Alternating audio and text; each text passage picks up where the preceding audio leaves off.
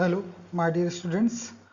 आज analysis of variance मतलब ANOVA की थर्ड वीडियो में मैं आपको डिस्कस करने जा रहा हूँ न्यूमेरिकल्स।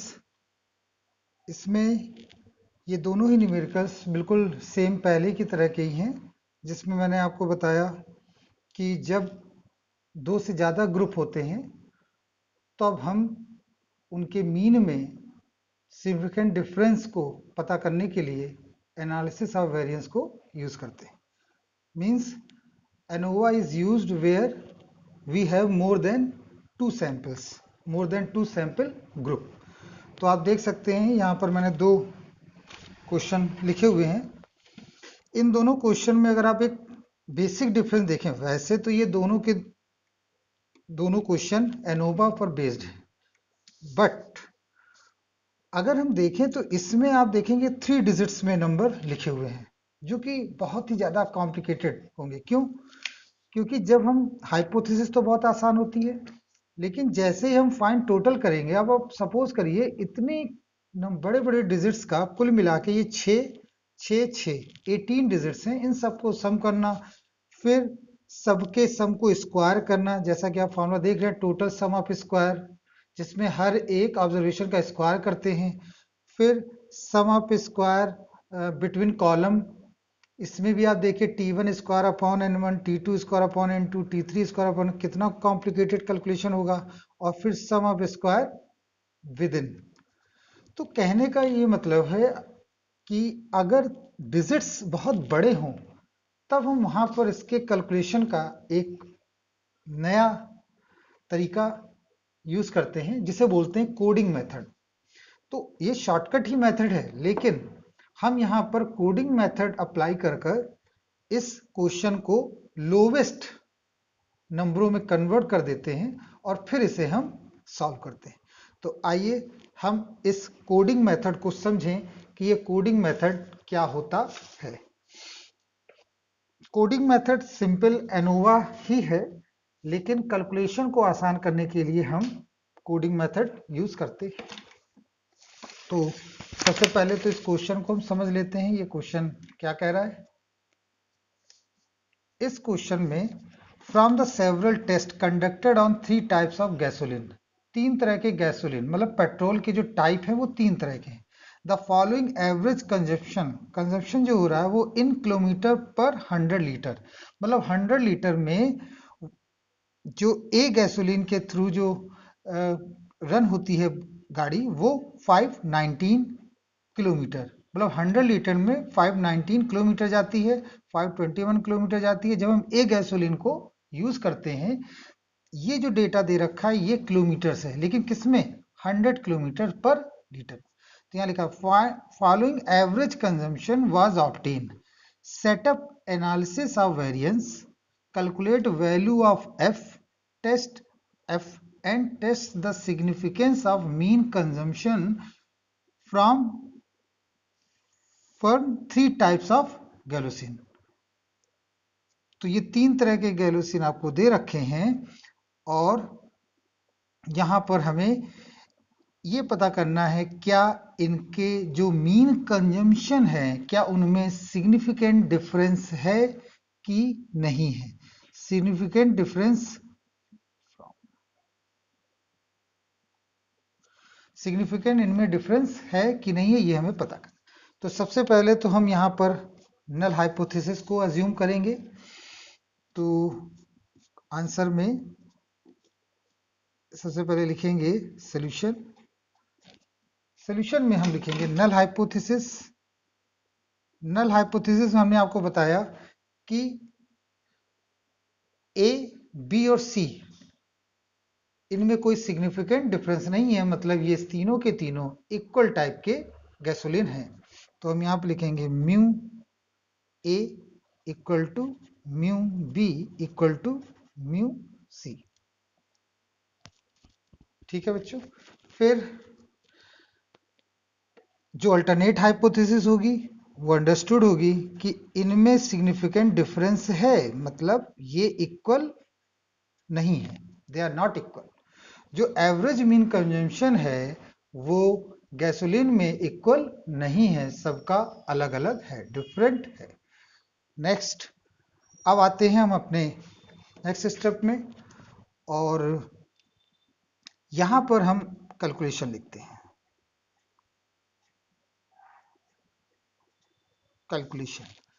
कैलकुलेशन में चूंकि यहाँ पर डिजिट्स बड़ी हैं, तो इनमें से कोई भी हम एक ऐसे डिजिट चुन लें जो कि 10 के मल्टीपल में हो। तो जब 10 के मल्टीपल का मतलब हो गया, जैसे आप देखें सब नियर अबाउट 500 के हैं, और आप देखें तो आप 500 ले सकते हैं, 520 नंबर कंसीडर कर सकते हैं, 530 ले सकते हैं। अब 530 लेंगे तो वो सभी से बड़ी क्वांटिटी हो जाएगी, तो कोई भी हम एक ऐसा नंबर इसी में से सेलेक्ट कर लेते हैं जो 10 के मल्टीपल में हो। तो हम यहाँ देख पा रहे हैं 10 के मल्टीपल में हम 520 लेते, क्योंकि 23 के बाद आपको 30 मिलेगा, 30 तो इसके अंदर है नहीं, और 520 के पहले 510 मिलेगा, तो आप 510 भी ले सकते हैं और 520 भी ले सकते हैं।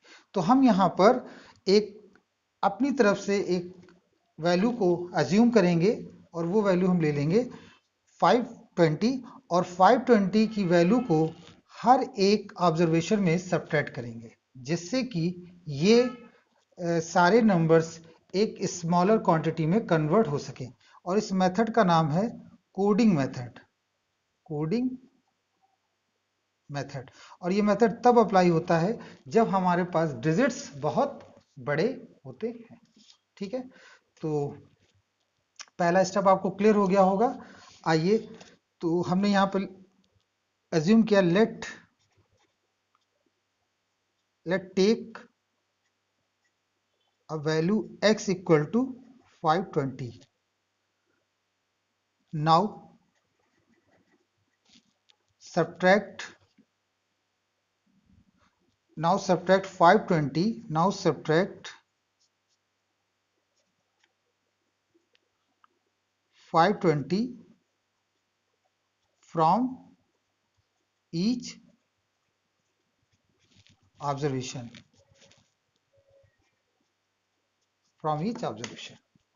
ठीक है, तो आगे हम देखते हैं। जब आप सब्ट्रैक्ट करेंगे तो एक नई टेबल हमें प्राप्त हो जाएगी। तो हम लिखेंगे कोडेड डेटा। तो ये जो डेटा हमारा होगा ये कैसा होगा स्टूडेंट्स? Coded data. तो कोडेड डेटा में अगर हम लिखें तो ए, फिर बी और फिर सी।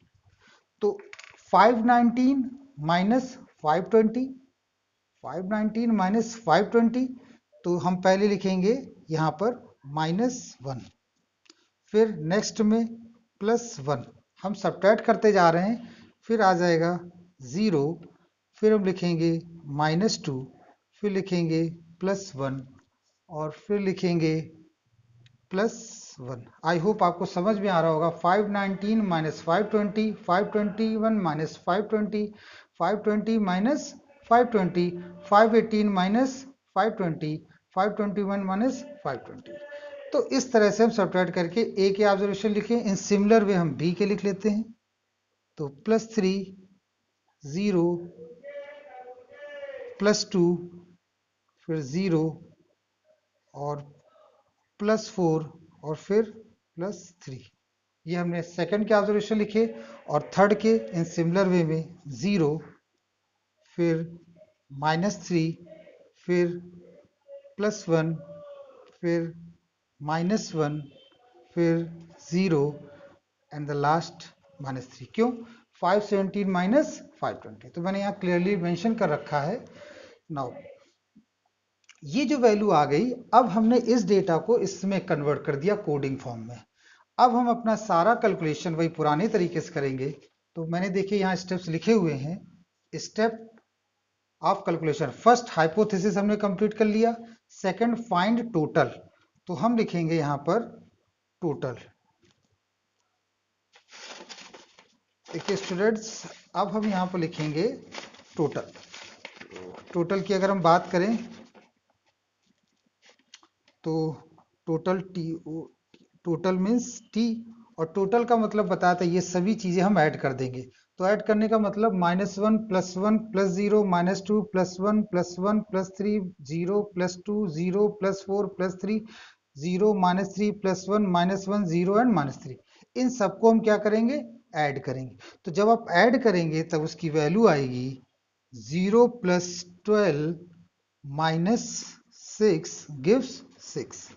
ये कहां से आया स्टूडेंट्स, इन सबको हमने ऐड कर दिया, that is total T. Next हमारा क्या है, फाइंड करेक्शन फैक्टर।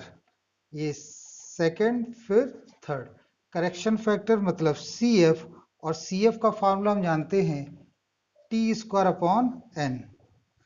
तो क्वेश्चन में जो T² है, टोटल तो 6 निकला, उसका स्क्वायर 36, और n total number of observation कितने हैं, 6 6 12 और 6 6 2 12 एंड 6 3 18। तो टोटल नंबर ऑफ जो ऑब्जर्वेशन है वो है 18। तो हम यहाँ 18 लिख देंगे, तो करेक्शन फैक्टर हमारा आ गया 2। Third step complete. नेक्स्ट है आपका फोर्थ स्टेप।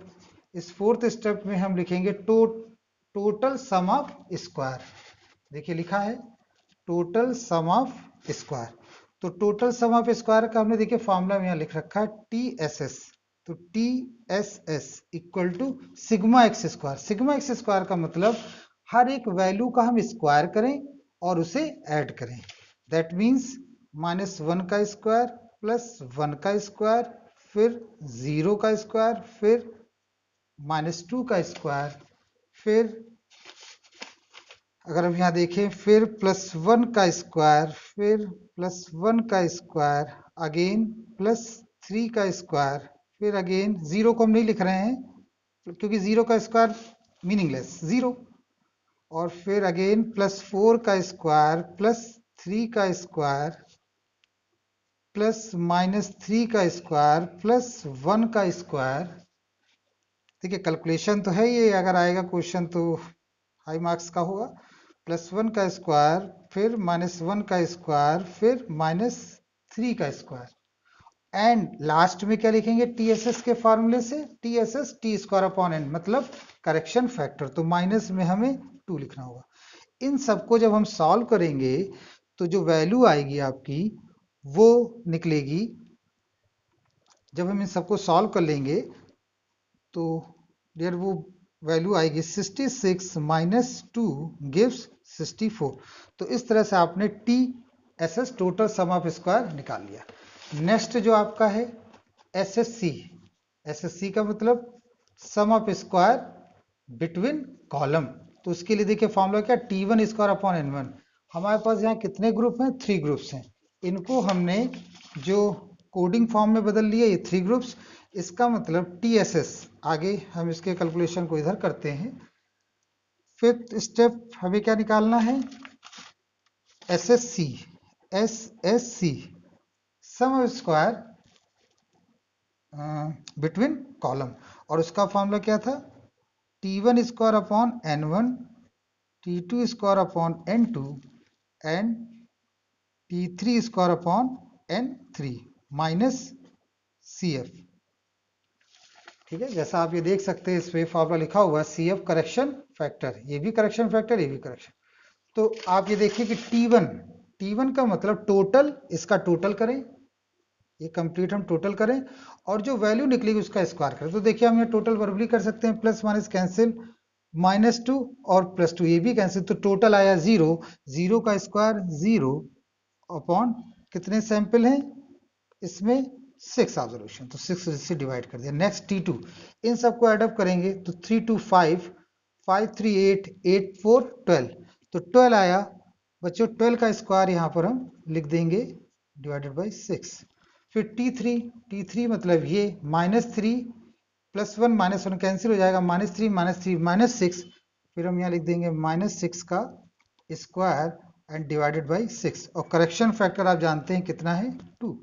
ये कैंसिल हो गया, 12 का स्क्वायर 144 डिवाइडेड बाई 6, और जब हम इसे सॉल्व कर लेंगे तो पूरा जो कैलकुलेशन आएगा वो 0 + 24 + 6 - 2 एंड दैट गिव्स 28।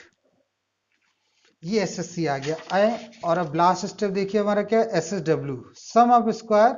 अब आप कहेंगे इसको आप SSE भी लिख सकते हैं और SSW भी लिख सकते हैं, सम ऑफ स्क्वायर विद इन sample.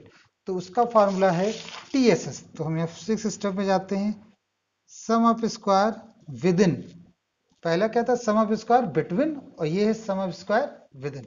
Some of square with in का मतलब होता है TSS माइनस SSC। TSS मतलब 64 और उसमें से SSC को हम सब्ट्रैक्ट कर देंगे, दैट इज 28। सब्ट्रैक्ट करने पर आएगा 36। तो ये हमारा SSW आ गया। यहाँ तक आई एम श्योर आपको ये क्लियर हो गया होगा। सबसे इंपॉर्टेंट देखिए क्या था स्टेप, सबसे इंपॉर्टेंट स्टेप था ये कोडिंग करना, बस। इसके बाद कैलकुलेशन एज इट इज पहले की तरह। अब जब हमने यहाँ पर SSW निकाल लिया है, कैलकुलेट कर लिया है, तो इसके बाद के कैलकुलेशन को हम देखते हैं। ये जो हमारे पास आपको याद होगा, इसके बाद इस तरह का एक चार्ट बनाया जाता है, एक टेबल बनाई जाती है जिसमें सोर्सेज ऑफ वेरिएशन लिखते हैं।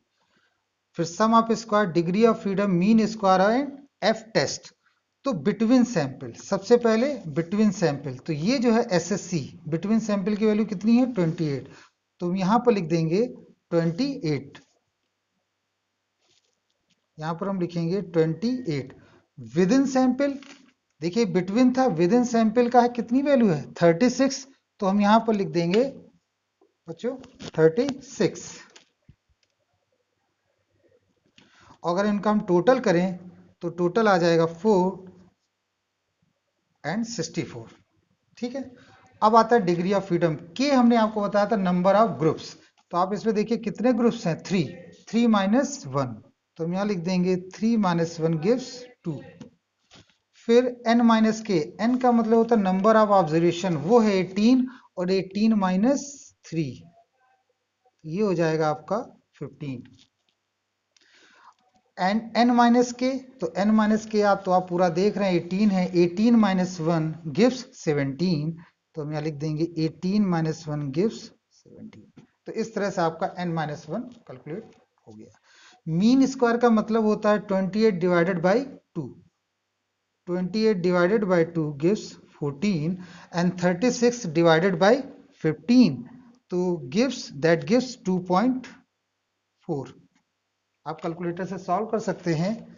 36 डिवाइडेड बाई 15 2.4। तो देखिए हमने 2.4 यहाँ लिख दिया। थर्ड को डिवाइड करने की जरूरत नहीं है, there is no need of that calculation. F test हमने आपको बताया है। एफ टेस्ट का फॉर्मूला क्या होता है, एफ टेस्ट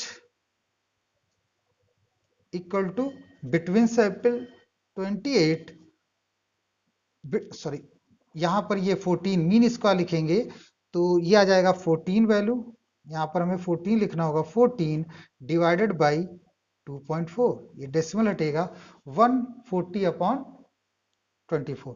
और जब हम इसे कैलकुलेट करेंगे तो उसकी वैल्यू आएगी 5.833।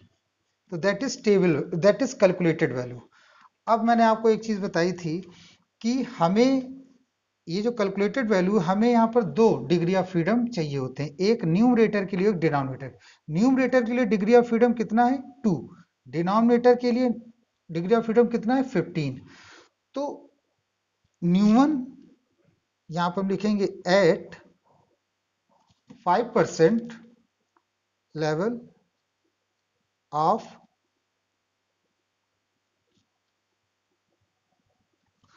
5% लेवल ऑफ सिग्निफिकेंस, न्यू 1 है आपका 2 एंड न्यू 2 है आपका 15 एंड टेबल कैलकुलेटेड वैल्यू है आपकी, यहां हम लिख देंगे एफ CAL कैलकुलेटेड वैल्यू।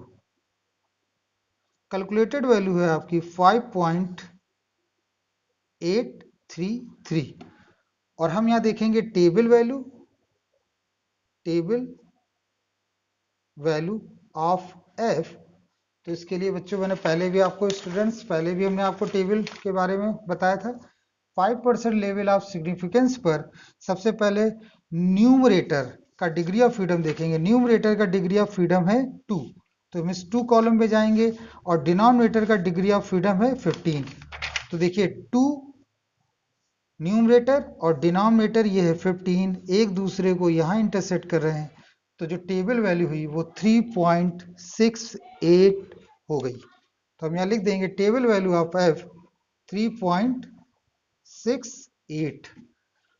अब स्टूडेंट्स आपको यहाँ के क्लियर हो रहा होगा कि टेबल जो वैल्यू है वो कैलकुलेटेड वैल्यू जो है वो टेबल वैल्यू से क्या है, ज्यादा है। तो हम यहाँ लिखेंगे डिसीजन में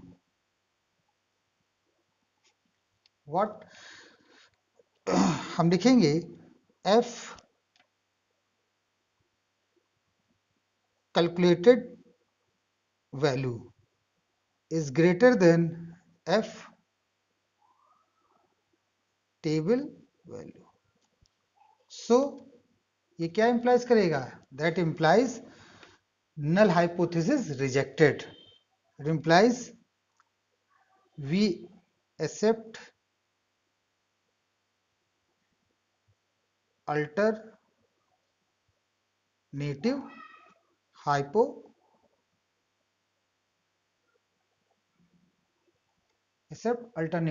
hypothesis।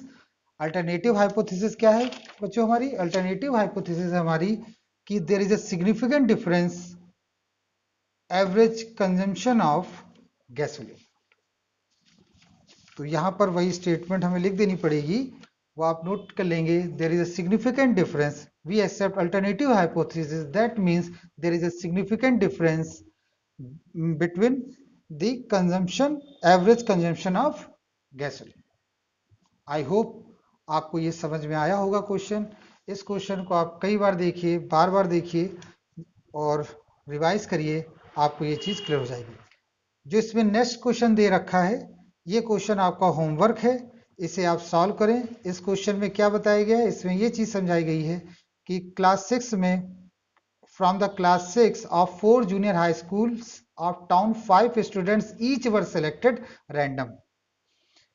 4 स्कूल्स लिए हैं और वहां से हमने 5 स्टूडेंट्स स्कूल ए से, स्कूल बी से, स्कूल सी से, स्कूल डी से, हर स्कूल से हमने सेलेक्ट किए हैं 5 स्टूडेंट, और उनके मार्क्स निकाले हैं आउट ऑफ 15 एज फॉलोज।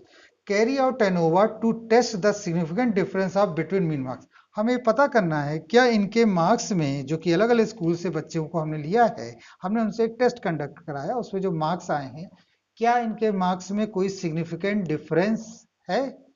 तो आई होप ये सब सिंगल डिजिट के हैं, इसमें आपको कोई भी कोडिंग मेथड अप्लाई नहीं करना है, डायरेक्ट आप इसको सॉल्व करेंगे। ये स्टेप्स मैंने ऑलरेडी यहाँ लिख रखे हैं, 6 स्टेप्स के बाद आपका डिसीजन रूल आ जाता है, और इसका जो सोल्यूशन निकलेगा वो आप शेयर करेंगे क्या इसका आंसर आता है, जिससे कि आपका ये रिवीजन हो सके। तो एनालिसिस ऑफ वेरिएंस में यही न्यूमेरिकल आपको सॉल्व करने थे, एक कोडिंग मेथड से। ये सब वन वे एनोवा के हैं, यहाँ पर इंडिपेंडेंट जो फैक्टर है वो केवल एक ही है, दैट इज स्कूल, यहाँ पर दैट इज गैसोलीन, और जो मार्क्स हो गए वो डिपेंडेंट हो गए, क्योंकि मार्क्स डिपेंड करते हैं स्कूल पर, किस तरह का स्कूल है। और हमें यहाँ पर जो टेस्ट करना है एनोवा में कि ये जो स्कूल का जो परफॉर्मेंस है वो एक जैसा है, there is no significant difference. I hope you like it. Thank you very much.